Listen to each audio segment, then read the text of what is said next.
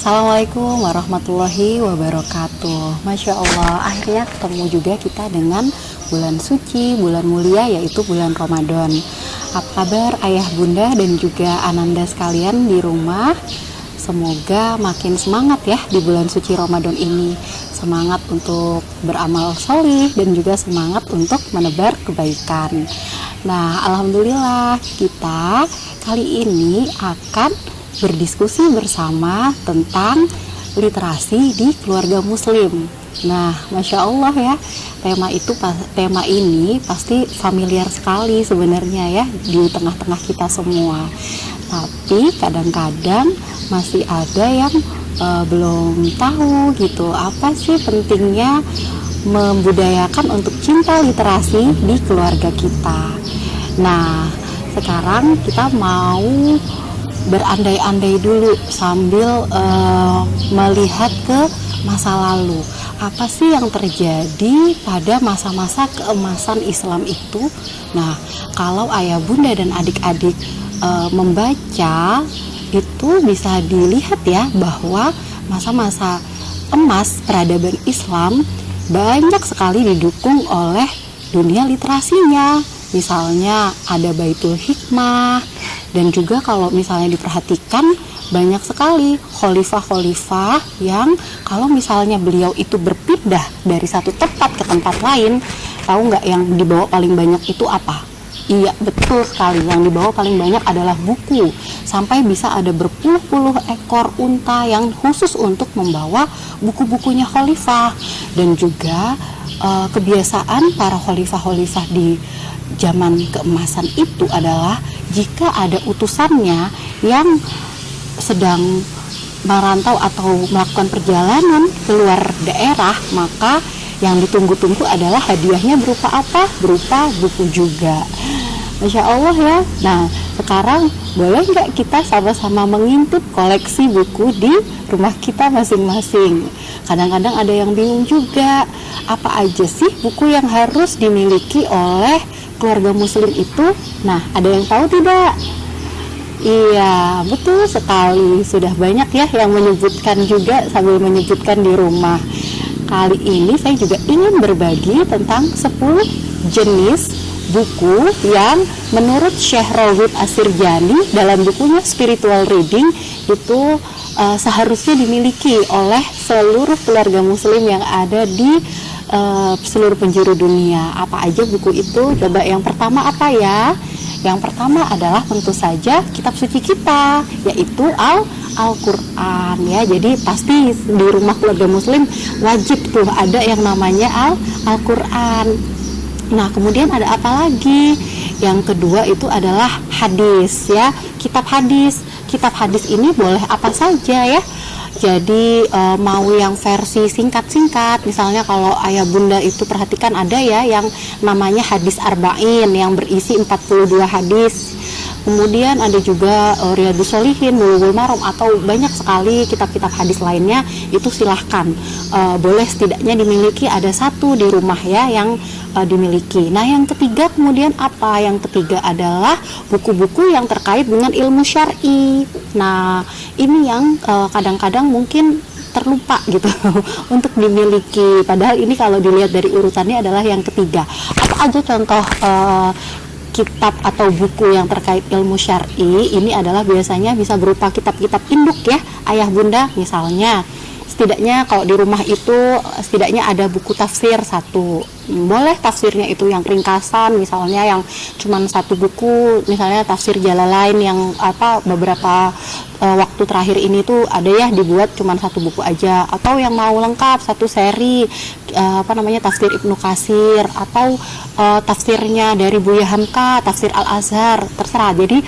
masing-masing itu pasti punya preferensi, kira-kira mana sih yang bahasanya paling cocok, mana sih yang metodenya paling cocok. Nah, itu dipilih saja dan tentukan gitu, setidaknya ada satu. Jadi kalau misalnya nanti sedang melakukan tadabbur ayat bareng-bareng di keluarga, kita bisa mengambil satu buku dari kitab tafsir tersebut. Terus apalagi? Nah, itu tadi yang terkait Al-Quran ya. Kemudian yang terkait akidah, sebaiknya juga ada satu buku yang terkait dengan akidah, apakah itu kitab tauhid ataukah tentang asmaul husna atau lainnya ya. Jadi boleh dipilih, misalnya tentang iman ada satu set kitab gitu kalau nggak salah yang terkait sama keimanan, ada iman kepada Allah, iman kepada Rasul, iman kepada malaikat dan seterusnya sampai qadha dan qadar seperti itu juga sebaiknya ada. Kemudian terkait apalagi nih yang di ketiga, masih yang di ketiga ya ini ya. Nah itu juga salah satunya adalah fikih gitu ya. Fikih ini biasanya ada dua, dibaginya secara umum, ada fikih ibadah dan juga fikih muamalah. Tapi ada juga satu buku yang misalnya itu seperti fikih sunnah itu dia sudah mencakup keduanya, atau yang lebih lengkap lagi misalnya ada fikih Islam wa adilatuhu gitu ya. Jadi terserah, ini bisa sesuai preferensi dari keluarga masing-masing. Nah kemudian yang tadi masih itu yang ketiga ya, jadi yang terkait ilmu-ilmu syar'i yang pasti kita butuhkan tuh.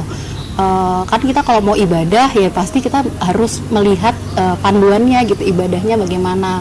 Kemudian juga satu lagi adalah tentang adab dan akhlak, itu juga sebaiknya punya, apakah misalnya mau pakai buku Adabul Mufrad atau Khuluqul Muslim dan lain-lain ya, itu bisa dipakai, atau buku-buku lainnya, nggak harus yang berbau-bau bahasa Arab gitu, misalnya sudah pakai terjemahan pun itu nggak masalah, tapi mencakup ilmu syar'i tersebut. Nah yang masuk ke yang keempat itu adalah ilmu-ilmu yang sesuai dengan spesifik ilmu yang kita miliki, ilmu yang kita miliki. Kalau misalnya ayah bunda bidangnya adalah arsitektur, maka ya nggak apa-apa, milikilah buku-buku tentang arsitektur. Supaya apa? Supaya tetap update. Kalau yang biasanya berbisnis, berarti punya buku tentang bisnis gitu ya. Yang bekerja di sektor kesehatan, kedokteran, berarti punya buku-buku tentang kesehatan dan kedokteran, seperti itu. Itu yang keempat.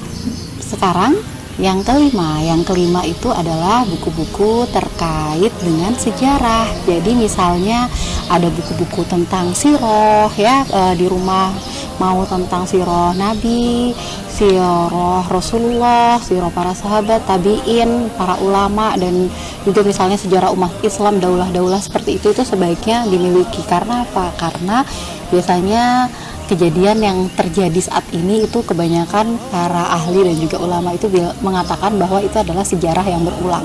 Jadi kalau kita tahu bagaimana cara mengatasi sesuatu di periode sebelumnya, maka kita akan lebih mudah gitu ya menjalani kehidupan di masa kini. Nah buku yang keenam itu adalah terkait dengan kondisi politik aja, nggak usah yang terlalu bernuansa politik ya, tapi setidaknya kita tahu apa yang terjadi dengan negara kita, kemudian ada apa yang terjadi di dunia secara umum, seperti itu.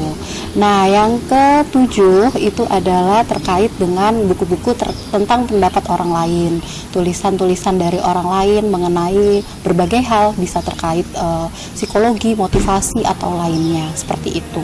Yang kedelapan adalah terkait dengan seputar syubhat dalam Islam. Gunanya untuk apa tuh kita belajar tentang syubhat ya? Supaya kita bisa menghindari ya. Karena namanya syubhat itu dari waktu ke waktu itu bisa berubah, ada fenomena-fenomena terkini lah. Jadi kita harus memahami itu supaya bisa menghindari hal itu semua. Dan yang kesembilan adalah yang disebutkan oleh Syekh Roghib Asirjani di buku Spiritual Reading itu adalah terkait dengan pendidikan anak. Jadi penting ya. Jadi walaupun nanti ini yang nonton di YouTube ini ada juga kakak-kakak yang misalnya belum menikah, ngapain saya belajar pendidikan anak, justru dipelajarinya sebelum punya anak gitu. Jadi sudah siap sebelumnya gitu. Jadi itu termasuk salah satu buku yang penting. Dan yang terakhir, yang ke-10 itu diperkenankan oleh Syekh Roghib Asirjani untuk memiliki buku-buku jenis-jenis hiburan lainnya. Misalnya kalau teman-teman ada ya yang suka misalnya novel seperti itu, jadi novelnya juga tapi tetap harus pilihan ya. Misalnya novelnya Kang Abik gitu, misalnya yang ada nuansa-nuansa pendidikannya. Misalnya juga bisa Kak Terilie tuh yang sering dibaca juga ya oleh adik-adik dan juga kakak-kakak yang usia remaja, itu juga termasuk yang bagus ya.